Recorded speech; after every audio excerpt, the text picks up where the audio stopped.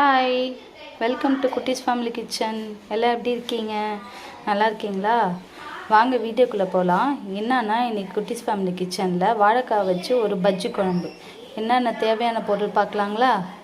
இந்த ஒரு கிளாஸில் வந்து துவரம்பருப்பு எடுத்திருக்கேன், 2 காஞ்ச மிளகாய், ஒரு 2 ஸ்பூன் கடலப்பருப்பு, லெமன் வந்து ஒரு சின்ன நெல்லிக்காய் சைஸில் லெமனு, ஒரு வாழைக்காய் இந்த மாதிரி மெலிசாக கட் பண்ணி தண்ணியில் போட்டு வச்சுருக்கேன். எதுக்கு தண்ணியில் போட்டு வச்சுருக்கேன்னா, வாழைக்காய் கட் பண்ண உடனே தண்ணியில் போடணும், ஏன்னா கருப்பாக போயிடும். அதுக்கோசரம் தான். எப்படி செய்யலாம் பார்க்கலாம் வாங்க.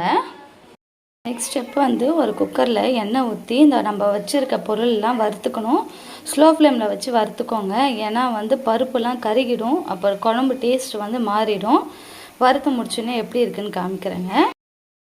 இந்த அளவுக்கு வறுத்து வச்சுக்கோங்க. வறுத்து முடிச்சுன்னு நான் அடுப்பு ஆஃப் பண்ணிவிட்டேன். இந்த புளியை போட்டுருங்க. புளியை போட்டு ஒரு அந்த சூட்லேயே வந்து கலந்து விடுங்க.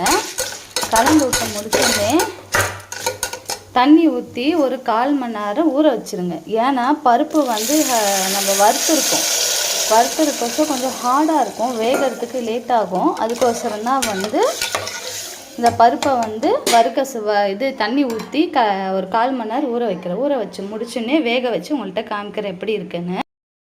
ஒன்று சொல்ல மறந்துட்டேங்க, வாழைக்காவும் சேர்த்து வேக வச்சு எடுத்துக்கோங்க. இங்கே பாருங்கள், வேக வச்சு கடைச்சி எடுத்து வச்சுருக்கேன்.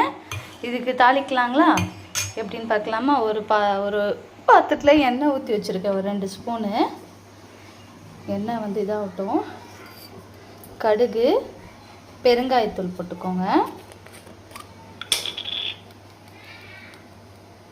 பெருங்காயத்தூள் போட்டுமே இதுக்கு இந்த பாருங்கள், பூண்டு, வெங்காயம், தக்காளி போட்டு வதக்கிட்டு உங்கள்கிட்ட காமிக்கிறேன் எப்படி இருக்குன்னு பாருங்கள். வதக்கி முடிச்சுன்னே கொஞ்ச நேரம் கொதிக்க வைங்க. கொதிக்க வச்ச முடிச்சுன்னே வாழைக்காய் பஜ்ஜி குழம்பு தயார். இது ட்ரை பண்ணுங்கள் வீட்டில், செம்ம டேஸ்ட்டாக இருக்கும். பாய், நெக்ஸ்ட் வீடியோவில் பார்க்கலாம்.